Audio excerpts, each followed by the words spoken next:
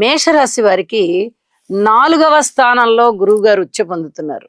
అయితే ఈ 4వ స్థానం అనేది గురువు గారికి అర్ధాష్టమం అవుతోంది కాబట్టి అంత పెద్దగా అభివృద్ధిని ఇవ్వబోవడం లేదు.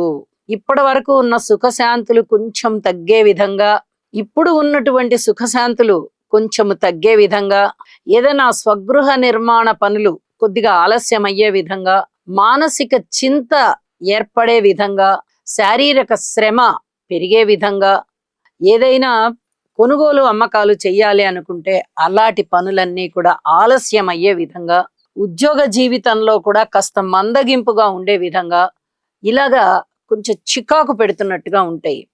ఈ చికాకుని మీరు తగ్గించుకోవాలి అంటే ఖచ్చితంగా గురుసేవ చేయాలి. గురువు గారి యొక్క చరిత్ర చదువుకోవాలి. ఏ చరిత్ర అయినా పర్వాలేదండి, గురువులకి సంబంధించిన చరిత్ర చదువుకోండి, గురు పూజ చేసుకోండి. అలాగే గురువు యొక్క ఆలయానికి వెళ్ళి ప్రతిరోజు కూడా దర్శనం చేసుకోండి.